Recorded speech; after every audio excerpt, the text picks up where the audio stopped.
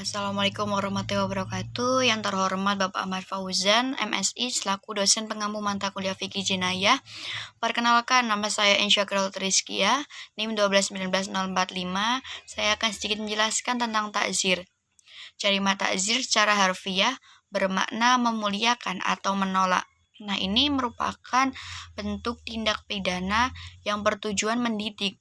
Kalimat takzir adalah perbuatan pidana yang bentuk dan ancaman hukumannya ditentukan oleh penguasa atau hakim sebagai pelajaran kepada pelakunya. Nah, tindak pidana yang dapat dikategorikan dalam takzir yaitu yang pertama tindak pidana seperti pelanggaran seksual yang tidak termasuk zina. Nah, kemudian tuduhan berbuat kejahatan selain zina, pencurian yang nilainya tidak sampai 1 nisab harta. Nah, selanjutnya jenis hukuman yang termasuk dalam jarimat takzir. Yang pertama ada penjara, yang kedua skorsing, kemudian pukulan, yang kelima teguran dengan kata-kata, yang keenam jenis hukuman yang sesuai dengan pelanggaran yang dilakukan oleh pelakunya tersebut. Nah, pidana takzir ini dapat dilihat dari dua segi.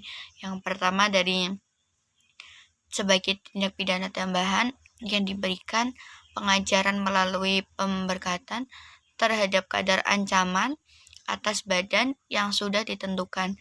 Nah, dapat berupa pemukulan atau penamparan, penahanan atau pengurungan. Yang kedua, takzir dilihat sebagai bentuk pidana yang ada peluang bagi hakim atau pejabat pembuat undang-undang maupun para ahli hukum untuk melakukan pembaharuan atau ijtihad atau inovasi terhadap berbagai ketentuan tindak pidana yang sudah ditentukan di dalam Al-Quran ataupun di dalam hadis. Tindak pidana takzir dapat dibedakan menjadi 3 bagian. Yang pertama, tindak pidana hudud atau kisos yang subhat atau tidak memenuhi syarat. Nah, kemudian misalnya itu seperti percobaan pencurian atau pencurian di kalangan keluarga. Yang kedua, tindak pidana yang ditentukan oleh Al-Quran dan hadis, namun tidak ditentukan sanksinya. Misalnya penghinaan, sanksi palsu, tidak melakukan amanah. Kemudian yang ketiga, tindak pidana yang ditentukan oleh pemerintah untuk kemaslahatan umum. Dalam hal ini, ajaran Islam dijadikan sebagai pertimbangan penentuan kemaslahatan.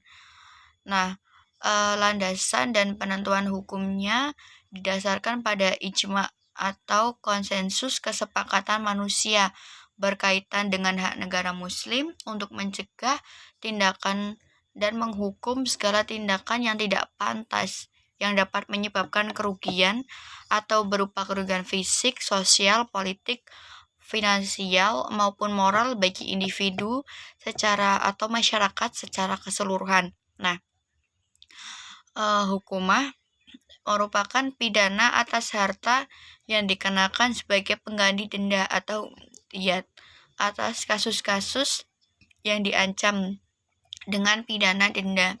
Nah, tetapi ketentuannya ini belum ditentukan,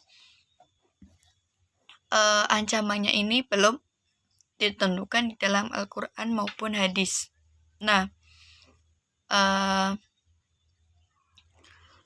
maka diperlukan hal-hal untuk menentukan ancamannya. Dalam Islam tindak pidana yang diancam dengan hudud ini hampir tidak pernah dilakukan, kecuali tindak pidana yang dilakukan itu tindak pidana yang diancam dengan takzir, karena perhatian ajaran Islam atas kemaslahatan manusia ini sangat besar. Nah, sekian penjelasan dari saya, kurang lebihnya mohon maaf. Wallahu muwaffiq ila aqwamit thoriq. Wassalamualaikum warahmatullahi wabarakatuh.